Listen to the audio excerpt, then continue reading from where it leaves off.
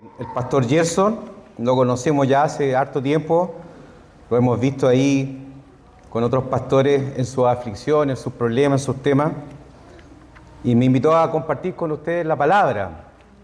¿Y por qué te digo yo que mi testimonio es fome, Gerson? Porque la verdad es que yo creo que muchos de nosotros muchas veces nos dedicamos a hablar de nosotros mismos, de nuestra experiencia, del Dios me habló, el Dios me dijo, el Dios me mostró. Pero de verdad, hermanos, hoy día yo a los 51 años, yo de lo único que quiero hablar es del Señor. Porque no hay nada más precioso que Jesús, no hay nada más hermoso que el Señor, no hay nada más que valga la pena que su nombre y Él. Los hombres pasan, los ministerios pasan, pero el Señor es y va a ser siempre nuestro norte, nuestro horizonte. Amén. Entonces yo quería compartir con ustedes un día normal de la iglesia cristiana primitiva, que es un día normal para un cristiano. Y frente a eso le hago una consulta a mis hermanos. ¿Qué es lo primero que hace usted, por ejemplo, la niña que nos saludó? ¿Cuál es su nombre? ¿Sí? Renata. ¿Qué es lo primero que hace en la mañana cuando despierta Renata?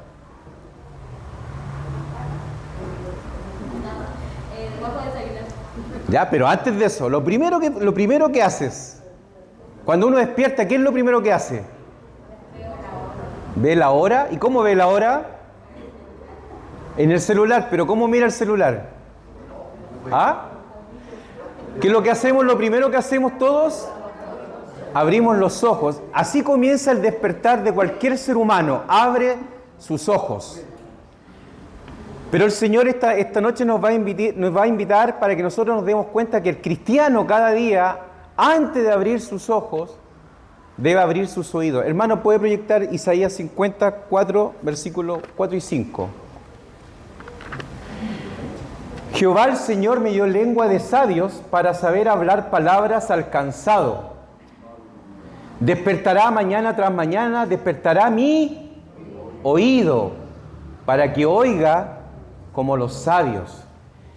Jehová el Señor me abrió él y yo no fui ni me volví atrás. Lo primero que un hijo de Dios debe abrir cada día no son sus ojos, son nuestros oídos. Para escuchar qué tiene Dios para mí ese día. Cada día, lo primero que cuando uno despierta, uno tiene que decir: Señor, abre mis oídos para escuchar tu palabra, para escuchar tu voz, para escuchar lo que tú tienes hoy para mí. Yo siempre le digo a los pastores en los seminarios que hacemos, Jesús no se levantaba, hermano, cada día y decía: hoy día amaneció nublado, está bueno para levantar un muerto, decía Jesús. O Jesús a veces se levantaba en la mañana, se estaba lavando la cara, miraba al sol y decía: hoy está como para sanar un paralítico, voy a ir a sanar un paralítico. No, Él no era así.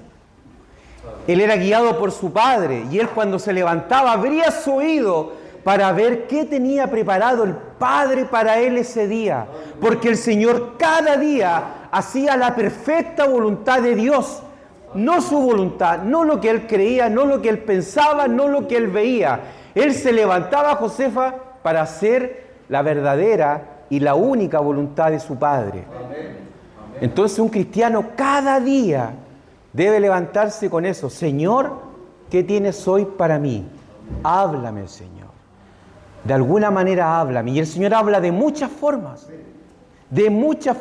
pero tenemos que prestar el oído para tener sabiduría. Sobre todo los hombres y cada cristiano que tiene un vecino, que tiene un cliente, que tiene un amigo, que tiene alguien al frente, tiene que pedirle al Señor, por amor a los que nos rodean, ¿qué tiene el Señor para con los que nos rodean, para mi familia, para mis hijos?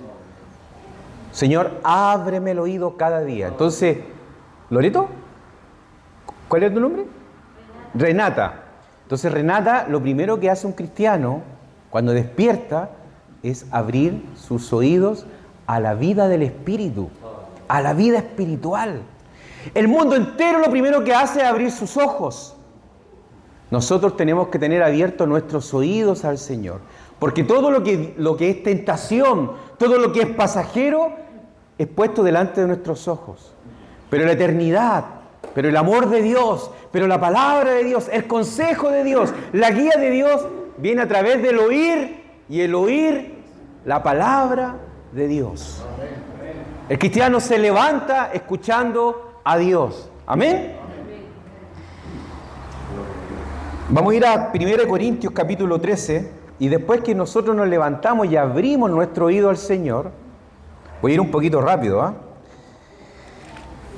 Nosotros tenemos que hacer, ya, pero ¿qué hago en el día? ¿Qué hace un cristiano en el día, hermano? ¿Qué hace un cristiano en el día? Si el cristiano se levanta escuchando la voz de Dios y poniendo atención a Dios, ¿qué va a hacer un cristiano en el día? Vamos a trabajar, vamos a ir a clase, vamos a estudiar, las dueñas de casa van a hacer las cosas, ¿cierto? La rutina diaria, lo que todo el mundo hace. Pero cada día un cristiano debería hacer otra cosa, que es vivir en Cristo. Y vivir en Cristo significa no otra cosa que experimentar el amor de Dios. Porque experimentar el amor de Dios es experimentar a Dios, porque Dios es amor. En el Antiguo Testamento se escribió en el Antiguo Testamento, en el Antiguo Pacto, que el principio, el comienzo de la sabiduría es el... ¿Cuál es su nombre, hermano? Juan. ¿Cuál es el principio de la sabiduría? El temor de Dios. Pero Juan, en el nuevo pacto, va a decir, el perfecto amor echa fuera el temor. Un cristiano que empieza a conocer y a vivir a Cristo comienza con el temor de Dios. Pero a medida que nosotros vamos experimentando el amor de Dios, a medida que vamos conociendo a Dios, ese amor, cuando se hace perfecto, echa fuera el temor. Entonces yo ya no hago o no dejo de hacer cosas por miedo. Yo hago o dejo de hacer cosas porque yo amo a Dios. Es muy distinto, hermano, que usted dé de su sueldo a la obra de Dios, porque hay mucha gente que lo hace. Hay gente que le da a Dios de su sueldo para que Dios le cuide el trabajo. Hay mucha gente que le da a Dios de su sueldo para que no le falte nada en la mesa. Entonces esa persona está actuando de una manera religiosa y está actuando con un grado de temor. Pero el que le da a Dios con alegría, confiando, sabiendo que Él es nuestro proveedor y que todas las cosas son de Él, lo da con alegría y lo da con amor, porque ha experimentado el amor. Entonces, hermanos, esto es para que nosotros nos hagamos un test de si nuestra vida cristiana la dirige el temor, la dirige el compromiso o la dirige el amor, porque yo estoy experimentando y conociendo a Cristo porque Dios es amor. Voy a ir a Corintios 13:13. Dice, ahora permanecen la fe, la esperanza y el amor.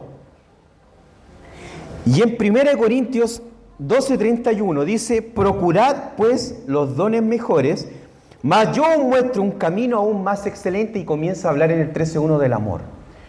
Les muestro un camino más excelente. Por lo tanto, aquí nosotros podemos entender de que Pablo está diciendo, hay tres caminos en la vida, hermano. La fe, la esperanza y el amor. Estos tres. Y el mayor de ellos es el amor. Y vayámonos un poquito más atrás y veamos el contexto de lo que Pablo va a expresar en Corintios 13, que es lo que voy a compartir hoy día. Pablo levantó en la provincia de Acaya la iglesia de Corintios, trabajó con los hermanos, les predicó, se convirtieron los corintios al Señor. Pero años después llegó un hermano que conoció a Pedro, que conoció a Juan, y les decía, oye, yo estuve con Pedro y resulta que Pedro me dejó loco, hermano, porque Pedro me contó cuando el Señor caminó sobre las aguas. Pedro me contó cuando el Señor se paró frente a la tumba de Lázaro y levantó las manos y sacó a Lázaro de la tumba. Y él llegó diciendo, no, sabéis que Pedro me dejó loco, hermano. Yo soy de Pedro. Después llega otro hermano, que es Apolos, que es comisionado por la iglesia para que vaya a Corintios, y él predica allá, Y tenía un nivel de elocuencia. Gerson era un maestro, era de una escuela griega, pero maestro. Él cuando hablaba, por hermano. Capo para hablar. Y dejó a los hermanos de Corinto y los dejó vueltos locos. Decían, no, que aquí Pablo vino, nos predicó, nos enseñó, nos cuidó, nos dejó, formó todo esto, pero en realidad Pablo comparado con Apolo, no, yo soy de Apolo. Y después llegan otros más espirituales y dicen, no, están todos mal. Yo soy de Cristo. Yo he experimentado a Cristo. Tú escucháis a Pablo, tú escucháis a Pedro, tú escucháis a Apolos, pero yo experimento a Cristo. Entonces en esto Pablo va a llegar a este punto cuando él dice existen tres caminos: la fe, la esperanza, el amor. Estos tres, pero el mayor de ellos es el amor. Y quédense con eso. Quédense con eso porque después lo voy a explicar. Entonces, ¿cómo se sentía el apóstol Pablo después de haber levantado una iglesia, después de haber trabajado, orado, y los hermanos lo menospreciaban? Los hermanos lo comparaban con Pablo y decían, no, pues Pablo, tú habláis bonito, tú habláis de tu experiencia, que fue encachada, pero Pedro caminó con el Señor. Pedro sabía de qué color tenían los ojos. Pedro conoció un lunar que tenía por acá el Señor. Si es que tenía lunar, estoy inventando. Pero tú no, pues, Pedro dice que él le llegaba hasta aquí al Señor. Pedro contó que pesaba como 80 kilos. Tú, Pablo, tú habláis del cielo, habláis puras cosas. Pero entonces Pablo se enfrentó a ese desprecio de la misma iglesia que él levantó. Entonces Pablo va a tener que explicar esto y va a decir, existen la fe, la esperanza y el amor. Estos tres, pero el mayor de ellos es el amor. ¿Cuál es el camino de la esperanza? ¿Cuál es el camino de la fe? Primero, ¿cuál es el camino de la fe? ¿Dónde está la iglesia? ¿Dónde está la iglesia? La iglesia vive y camina por la fe. Pablo va a decir, la iglesia vive el camino de la fe. Y el mundo afuera, el mundo entero, la India, África, China, donde no tienen ni idea de quién es Cristo, el mundo entero camina en la esperanza. Está en la esperanza de conocer algo más grande, está en la esperanza de conocer algo mayor, está en la esperanza de conocer al Dios real, al Dios verdadero, está en la esperanza de que después de esta vida hay algo mejor. El mundo entero vive en una esperanza hasta el día de hoy, hermano. Ese es otro camino. La iglesia está en la fe, el mundo está en la esperanza. A mí nunca se me va a olvidar cuando mostraron un reportaje de la National Geographic donde mostraban la prostitución infantil en la India, hermano. En la India hay tanta pobreza que hay familias que rematan la virginidad de sus sobrinas, de las personas que a veces hay chicos que toman niños, los recogen, los crían y ya cuando no les sirven rematan la virginidad y los venden a los prostíbulos. A diestra y paciencia de los gobiernos. Es una práctica que se hace hoy día y se remata la virginidad de esas muchachas. Y en la National Geographic hacen un video donde entrevistan a una de estas muchachas porque se estaba subastando su virginidad y ella lloraba y ella exclama esto y dice, si hay un Dios en un país donde hay miles de dioses, si hay un Dios que me escuche, si hay un Dios que me pueda otorgar una explicación a lo que yo estoy viviendo, me gustaría conocerlo. Esa niña está en la esperanza. No está en la fe porque no está en la iglesia. Está en la esperanza. El mundo entero está en la esperanza. Pero Pablo, frente a esa adversidad, dice, la iglesia está en la fe, el mundo está en la esperanza, pero yo les voy a mostrar un camino mejor, más alto. Más alto que venir a la iglesia. Más alto que leer la Biblia. Más alto que orar todos los días. Más alto que venir al culto. Yo les voy a mostrar un camino maravilloso, que es el amor. Y aquí Pablo va a empezar a describir y lo vamos a leer. 13:1. 1 Corintios 13:1. Yo sé que todos lo han leído, yo sé que todos lo conocen, pero voy a tratar, hermano, de que lo entendamos como el Señor a mí me lo ha mostrado, como me di cuenta hace pocos meses. Yo conozco al Señor de los 16 años, tengo 51. Y lo que vamos a leer ahora Dios me lo vino a hacer entender hace pocos meses atrás. Si yo hablase lenguas humanas y angélicas y no tengo amor, vengo a ser como metal que resuena o címbalo que retiñe. Y si tuviese profecía y entendiese todos los misterios y toda ciencia, y si tuviese toda la fe, de tal manera que trasladase los montes, y no tengo amor, nada soy. Y si repartiese todos mis bienes para dar de comer a los pobres, y si entregase mi cuerpo para ser quemado y no tengo amor, de nada me sirve. O sea, Pablo está diciendo, mire, usted puede tener toda la fe del mundo, usted puede dar su cuerpo para ser quemado, usted puede entregar todos sus bienes, usted puede ser el religioso más maravilloso que ha pisado la tierra, usted puede ser tan perfecto y tan bueno como Job, o puede ser tan maravilloso como ese joven rico que se acercó a él. Usted puede ser lo mejor, pero si usted no tiene amor, ¿qué dice? Nada soy.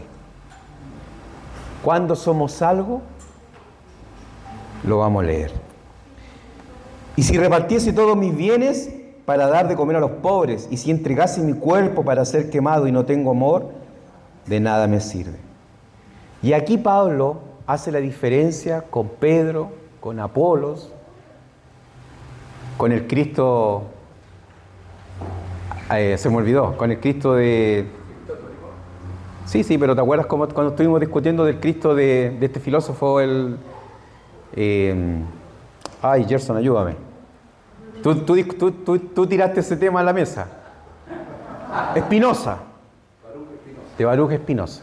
Entonces, hay ciertas personas que dicen, el Cristo que tenemos que seguir es el Cristo sinóptico.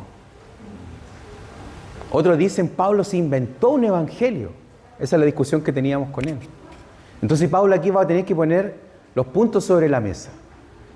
Y él va a decir, Pedro habló de un Cristo que caminó sobre las aguas. Pedro habló de un Cristo que levantó muertos. Pedro habló de Cristo porque estuvo con él 3 años y medio y vivió profundamente a Cristo. Pero yo les voy a presentar al Cristo que yo he conocido.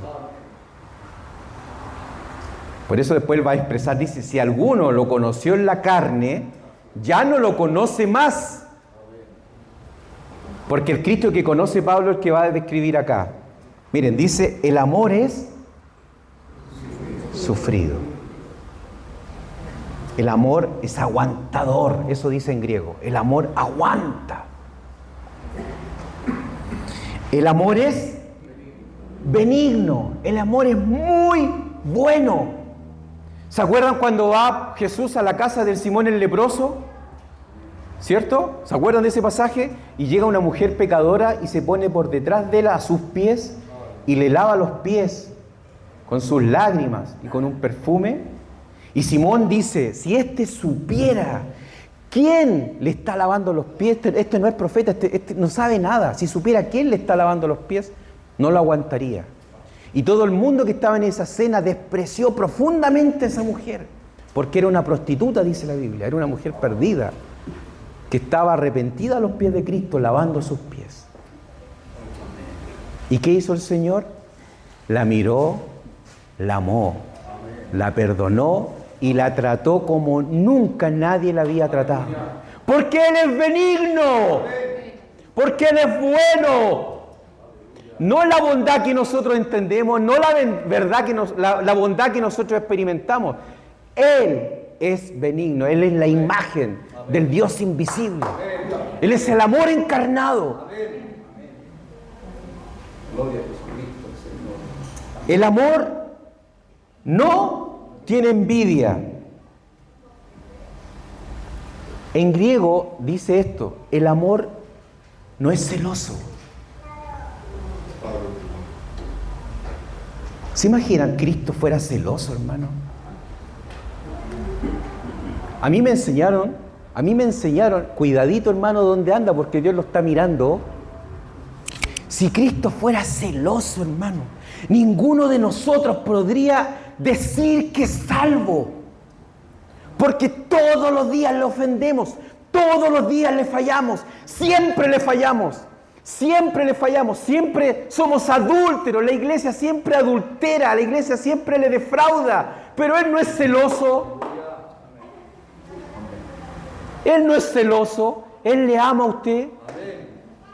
Es como el marido cuando llega a la esposa le dice, ¿dónde andabas? ¿Con quién te juntaste? Él no es así.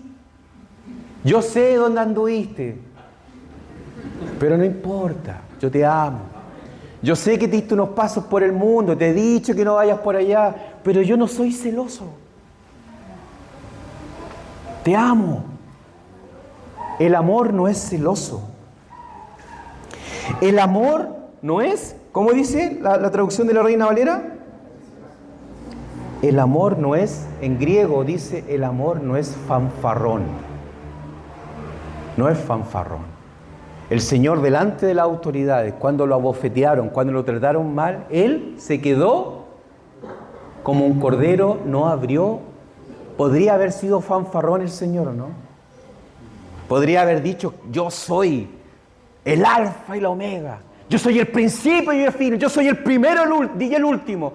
En mí subsisten todas las cosas. Podría haber dicho eso, ¿no? Pero Él, porque el amor no es fanfarrón. Nosotros somos fanfarrones. Nosotros nos jactamos de la iglesia que tenemos, del auto que nos compramos, de la casa que... Nosotros somos fanfarrones. Pero Él no es fanfarrón. Y hay una escena en el cielo donde Juan lloraba mucho porque no había ni uno digno. Y de pronto dice que vio a uno como a un cordero inmolado. Y Él no necesita ser fanfarrón porque las huestes, todo el mundo lo adoró, dice la Escritura, lo alabó, porque Él era digno. Él no necesita ser fanfarrón. Entonces, ¿me entienden lo que estoy diciendo? Pablo acá no está describiendo una emoción. Pablo acá no está describiendo una forma de ser. Pablo está describiendo una persona.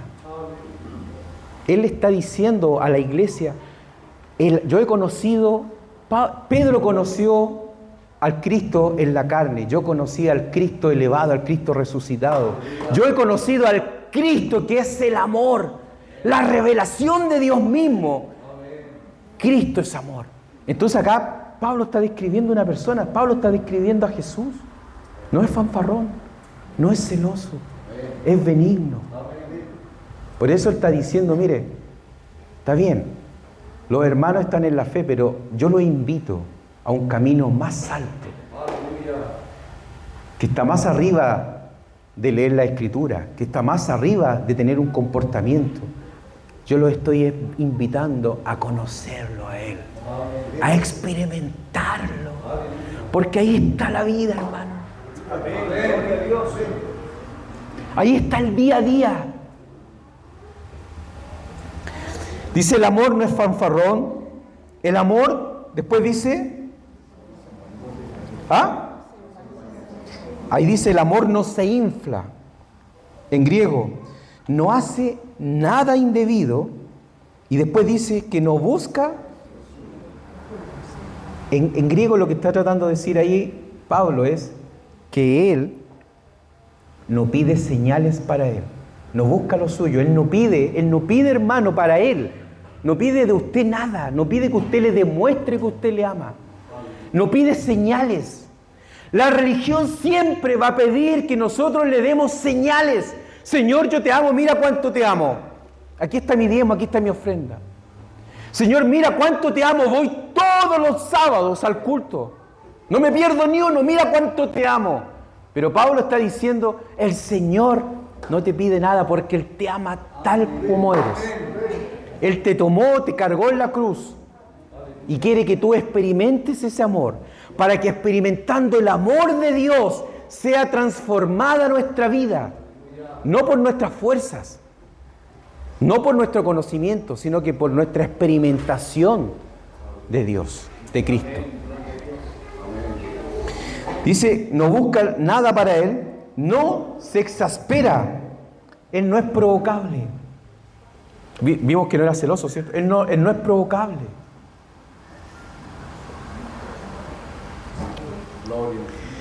No guarda rencor. Aquí usa en griego una palabra que tiene que ver con la contabilidad. La palabra que usa ahí en griego es que en el fondo Él nos lleva la cuenta de lo malo que hacemos. Nos lleva a contabilidad de nuestros pecados, menos mal. Eso está diciendo ahí, que dice, nos guarda rencor, nos lleva contabilizado lo malo. La palabra que usa ahí Pablo en griego es una palabra que tiene que ver con contabilidad, con contabilizar. No se goza de la injusticia, más se goza de la verdad. Él no se goza de lo injusto, pero él se goza conjuntamente con su Padre de la verdad. Esa es la gracia, hermano. Este es un evangelio, lo que estamos hablando acá tiene que ver con la gracia de Dios. Pregunta, una pregunta. ¿Cómo enfrenta al ser humano? ¿Cómo enfrentamos a Dios frente a la demanda de Él de santidad?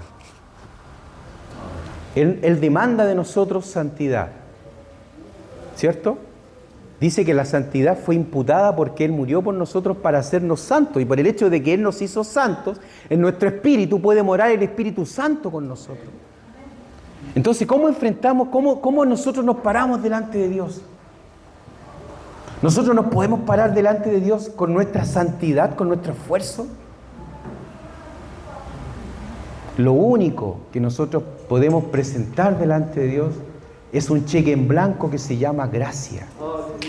Y lo que está diciendo aquí Pablo, la gracia no es para que usted haga lo que quiera, porque Él no se goza de lo injusto, Él se goza de lo justo y de la verdad.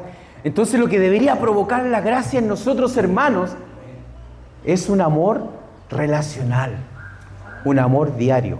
Y en el día a día nosotros deberíamos experimentar este amor.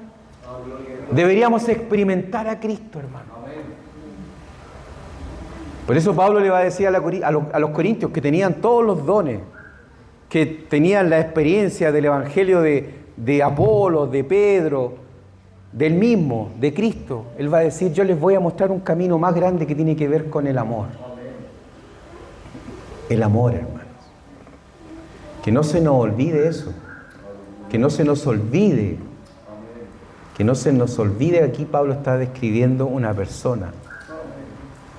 Pablo le está diciendo a los corintios, yo no puedo decir de qué color tenía los ojos el Señor porque no lo conocí en persona. Yo no puedo decir cómo era su voz porque nunca la escuché en persona. Yo no puedo decir de qué porte era porque nunca lo conocí. Pero sí conocí el amor encarnado que era Él. Yo viví en el temor de Dios mientras fui fariseo, pero ahora vivo en el amor de Dios que ha echado fuera el temor. El perfecto amor echa fuera el temor. Esa es la verdad para la iglesia, hermano. Entonces, frente a esa realidad, ¿qué le vamos a ofrecer al mundo? ¿Qué le vamos a ofrecer a la gente afuera? ¿Le vamos a ofrecer religión? ¿Le vamos a ofrecer conducta? ¿O vamos a ofrecer este Señor amoroso? Este Señor bueno. Yo sé, hermano, que todas estas cosas a veces chocan un poco con lo que nosotros enseñamos y con lo que nosotros sabemos, ¿cierto?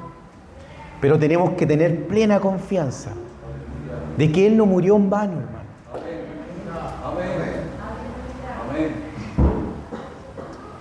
¿Cuántos pecados puede lavar una gota de su sangre? Una gota de su sangre puede lavar un mar de pecados, hermano. Entonces, con eso nosotros tenemos que entender algo. El problema que nosotros tenemos frente a Dios no es el pecado. Nosotros, los cristianos, le damos mucha fuerza al pecado, pensando de que es un tema que no está solucionado. Pero el pecado fue solucionado en la cruz. Cristo en la cruz perdonó al hombre eternamente, hermanos. Dice la Escritura que fuimos puestos con Él en la cruz, morimos juntamente con Él y resucitamos juntamente con Él. Por eso dice que de modo que si alguno está en Cristo, nueva criatura es, las cosas viejas pasaron, he aquí todas son hechas nuevas. Ahí Pablo está hablando de una dimensión espiritual. Espiritualmente nosotros somos santos. Espiritualmente nosotros somos salvos. Espiritualmente nosotros estamos con Él. Espiritualmente el pecado está resuelto. El problema con el pecado es que a nosotros en esta vida, en esta carne, nos trae consecuencias. Pero para Él está solucionado. Por eso Él dijo, consumado es. Y termino con esto. En la antigüedad, en el mundo griego, en el mundo romano, cuando había una deuda, hermano, supongamos que nuestro hermano Juan iba al banco, disculpe hermano Juan que lo tome como ejemplo. El hermano Juan va al banco y pide 10 millones de pesos y se compromete a pagarlo en 2 años, en esa época. El banco le pasaba el dinero, el prestamista le pasaba el dinero al hermano Juan. Pero si él no devolvía una cuota, el prestamista tenía derecho, frente a la ley existente en la época, en cobrarle la deuda. Y si él no le pagaba, él podía rematar hasta su esposa y sus hijos. Y lo podía llevar a la esclavitud para pagarse de la deuda.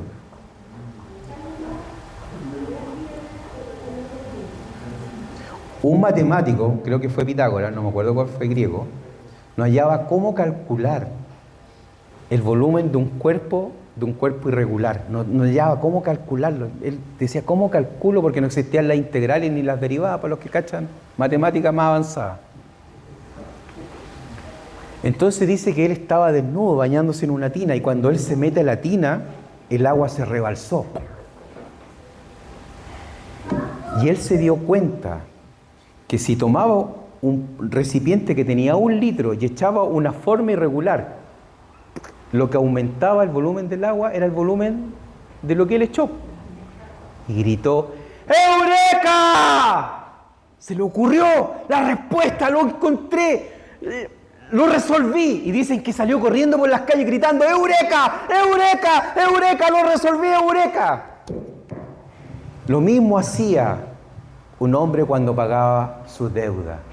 Gritaba, ¡Tetelestai! ¡Está pagado! Y esa es la palabra que el Señor mencionó en la cruz.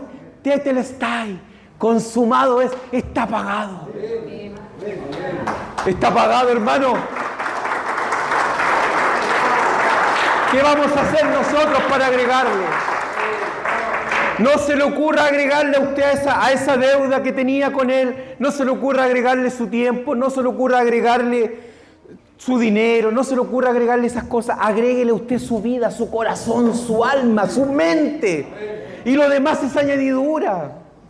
Cuando usted le agrega eso, Señor, voy a vivir por ti, voy a experimentar ese amor. Se va a meter en algo que no debería meterse. Porque experimentar el amor de Dios, experimentar el amor de Cristo, es experimentar el verdadero discipulado, hermano. Discipulado no es saberse la Biblia. Discipulado no es venir a la iglesia. Discipulado no es aprenderse las canciones. Discipulado es hacerse discípulo de Cristo. Y Cristo fue humillado.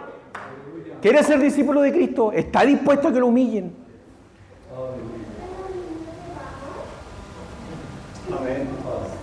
Por eso Pablo va a expresar en una carta, va a decir, ya ninguno me moleste más, porque yo llevo en mi cuerpo las marcas de Cristo. Un hombre que levantaba iglesias, después las iglesias no lo querían recibir. Un hombre que se entregaba por la iglesia, después esa iglesia lo menospreciaba, lo miraba como un enano, un chico que apenas sabía hablar. Un perseguidor de la iglesia. Discipulado, hermano, si usted quiere ser discípulo, usted va a experimentar el amor.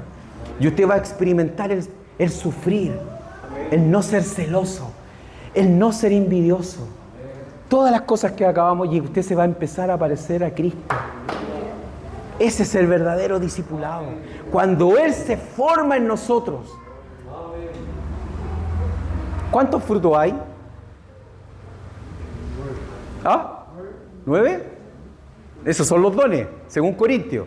¿Cuántos frutos hay en Gálatas? ¿Ah? Según Gálatas, ¿cuántos frutos hay? Amén, acá dicen que uno solo. Según Gálatas, hay varios frutos, ¿cierto? Pero la verdad es lo que dice la hermana, el fruto es uno. El fruto es Cristo. El fruto que quiere producir el Espíritu Santo en cada uno de nosotros es Cristo. Y ese fruto tiene sabor, tiene aroma, tiene color. Por eso Gálatas lo describe en varias partes, ¿cierto? Tres que son para Dios, 3 que son para uno mismo y 3 que son para los demás. Léalo bajo esa perspectiva. El fruto es uno. Y el Espíritu Santo quiere que se produzca el amor en nosotros. Por eso Pablo va a decir, hay 3 caminos. La fe. ¿Estamos en la fe? ¿Estamos en la esperanza? Pero hay un camino superior, que es vivir el amor de Dios. Y para terminar, no es fácil, hermano, ¿ah? Vamos a ir a 2 de Corintios, capítulo 12. Me fui apuradito porque el pastor Jesús me dijo que hoy día están llenos de actividades. Así que perdone, hermano, si me aceleré un poco. Después redan al pastor Gerson nomás.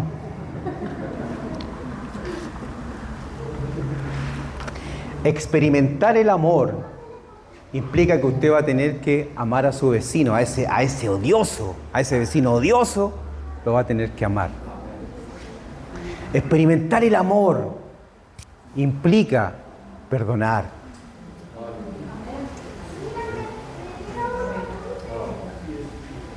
Y todas las cosas que ustedes saben que el Señor... Miren al Señor. Tenemos que mirar al Señor. ¿Cuánta gente alimentó? Y después, en el juicio, la gente eligió a Barrabás. ¿A cuántos no? Y después no lo seguían. ¿Cuánto Él se dio? Y después no lo pescaban. Y eso lo experimentó Pablo. Por eso Pablo va a decir que Pedro donde iba, Pedro era un... No estoy despreciando a Pedro, hermano, ¿eh? Pero es por la actitud que tiene la iglesia hacia las personas. La iglesia a veces se equivoca, a veces la iglesia alaba a quien no tiene que alabar. El único que se merece la alabanza es el Señor, nadie más. Entonces Pedro era un rockstar. Llegaba Pedro a la iglesia de Rancagua y llegaba con 3, 4 hermanas, más unos hermanos que le cuidaban. Y era un rockstar, por hermano. Era Pedro, po. Y llegaba Pablo y no lo pescaba nadie. Entonces no es fácil vivir el amor de Cristo. Dice así. Y yo, Pablo está hablando aquí en 2 Corintios 12:15, y yo, con el mayor placer, gastaré lo mío. Y aún yo mismo me gastaré del todo por amor de vuestras almas. En griego dice así: yo con el mayor placer me voy a gastar por ustedes y me dejaré gastar por amor de vosotros. Me dejaré gastar. Es muy distinto cuando usted se gasta y después porque hay gente que se gasta, hermano. Miren, yo he conocido animalistas, sobre todo mujeres, que echan unos sacos de alimento al auto y salen a recorrer las calles y andan con agüita y le dejan comida y agüita a los perritos, ¿cierto? Esas personas se gastan por lo que ellos creen que es bueno. Y a veces nosotros igual nos gastamos. ¿Y qué es lo que busca el ser humano cuando uno se gasta? Esa persona se acuesta en la noche con la conciencia lleno de dopamina, Maribel. No sé, algo produce ahí que uno se siente muy bien. Pero Pablo aquí va a expresar otra cosa. Y me dejaré gastar. Eso ya es distinto. Porque Pablo está diciendo, dejaré que me metan el dedo en la boca. Dejaré que me engañen. Dejaré que me mientan. Dejaré que consuman mi tiempo. Me voy a gastar por ustedes. Me dejaré gastar. Eso ya es de Cristo. Lo otro es religión. Lo otro cualquiera lo puede hacer. Pero dejarse gastar conscientemente es otra cosa, hermano. Los pastores, los líderes, experimentan eso. Yo me acuerdo que hace años atrás había una persona que venía a hablarme en la noche, a pedir consejo, y me tenía ahí escuchando hasta las 3, 4 de la mañana y varias veces en la semana, hermano, y venía de nuevo, y venía de nuevo, y venía de nuevo, y no escuchaba lo que uno le decía, no escuchaba. Y ahí es cuando uno se deja gastar. Entonces un siervo de Dios, un hombre de Dios, un cristiano en el día debe terminar así. Debe terminar que con mucho gusto yo gastaré lo mío y me dejaré gastar por amor de vuestras almas.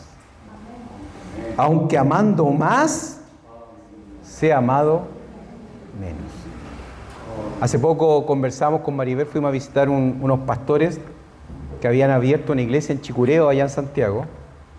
Habían sido ungidos pastores por el pastor Billy Bunster y tenían una linda congregación, parecida a esta, como de 100 personas, y el ministerio duró hasta que su hija mayor, de 19 años, quedó embarazada. Quedó embarazada la chica y la iglesia los crucificó. No es perdonable que la hija de un pastor cometa un error así. Y los hermanos se fueron, se dividieron y se terminó el ministerio. Entonces Iván va y me dice, pero vamos a volver al ministerio, Mauricio, vamos a volver al ministerio. Y yo nunca más voy a dejar que nadie hable de mí. Yo no voy a, nunca más, como decía Mariel, yo nunca más voy a dejar que nadie me pase a llevar. Y empezó a hablar así. Le dije, Iván, si tú tienes esa actitud para volver al ministerio, porque él puede volver al ministerio porque tiene mucha plata, él puede ir y arrendar el local que quiera, poner las sillas que quiera, hasta puede contratar músicos para la iglesia si quiere, porque tiene dinero, él tiene 3 colegios allá en Chicureo. Si tú vas a volver al ministerio con esa actitud, no vuelvas. No vuelvas. Porque un siervo de Dios, un hijo de Dios, está dispuesto a ser como nuestro Señor. Y nuestro Señor se dejó humillar, se dejó crucificar, se dejó ser juzgado, se dejó ser condenado y no abrió su boca. Ese es el camino, hermano, que Pablo está diciendo. Venga a la iglesia, lea la Biblia, cante, levante las manos, pero quiere conocer el camino, un camino más elevado, experimente el amor, porque cuando usted experimente el amor, usted va a experimentar realmente el carácter de Cristo. Y el Espíritu Santo va a producir el fruto en usted, que es que Cristo se produzca en usted. Jesucristo mostrándose al mundo a través de usted. Jesucristo manifestándose al mundo a través de tu vida. De alguna manera. De alguna manera. Eso quería compartir con ustedes, hermanos. Yo sé que como congregación están pasando tiempos difíciles. Algo me ha contado Yerso. Pero el avivamiento está en la cruz. En la cruz está el avivamiento. Ahí está todo el amor de Dios. En la cruz está volcado el corazón de Dios hacia los hombres. Por lo tanto, hermanos, aprendamos a crucificarnos juntamente con Cristo para que Él aparezca en una nueva vida en nosotros. Y estar crucificado es una vida de amor. Porque lo que describe Pablo ahí es la cruz de Cristo, sufrido. ¿De qué se iba a jactar? Ese es nuestro Señor, hermano. Que el Señor lo bendiga. Entonces, cristiano, despierta con los oídos, no con los ojos. Y cuando despertamos con los oídos, le tenemos que pedir al Espíritu Santo y a Dios que en el día nos permita experimentar a Cristo. Y experimentar a Cristo es experimentar el camino del amor. Y cuando lleguemos a la noche no nos tenemos que acostar cansados porque hicimos buenas obras, o porque le dimos comida a un perrito, o porque hicimos muchas cosas buenas. Nos tenemos que acostar con esa disposición. Señor, me he gastado por ti y me seguiré dejando gastar. Aunque amando más, sea amado menos. Ese es el cristianismo. Todo lo demás es propaganda que va a pasar. Porque los hombres que permitieron que el Evangelio llegara a nuestros días tuvieron esta actitud. Por eso fueron a la hoguera Por eso fueron torturados, por eso fueron muertos por causa de Cristo. Amén.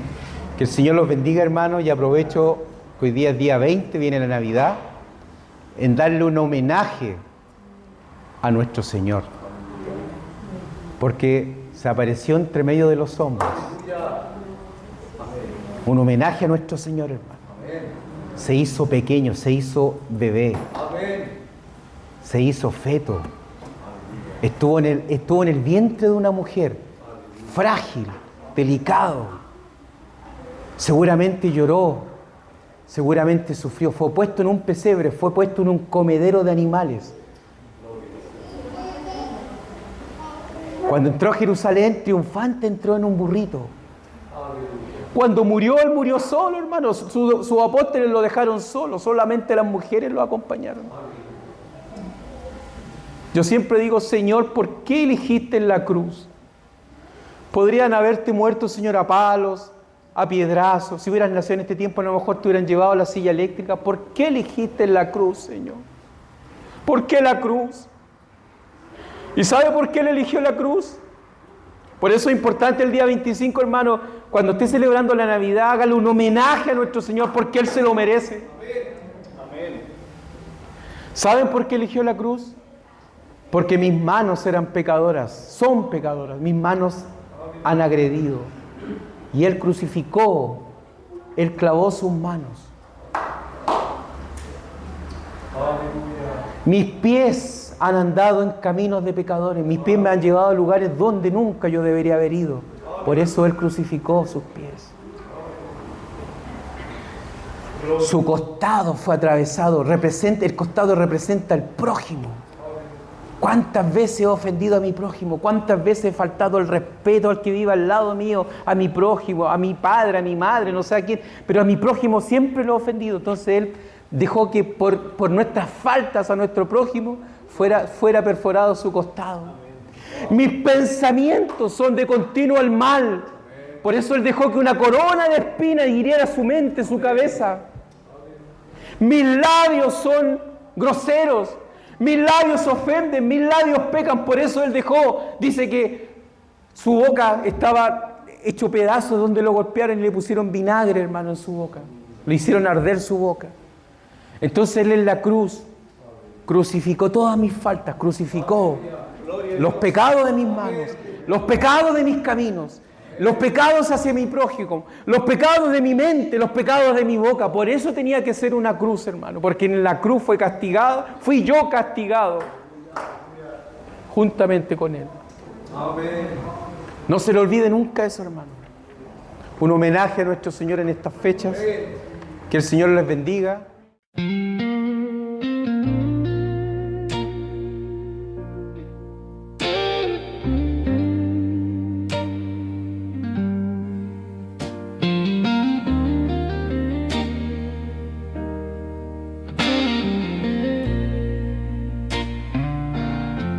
Caminé en la sombra sin ver la luz. Mis lágrimas caían, pensé que no habría cruz, pero escuché tu voz,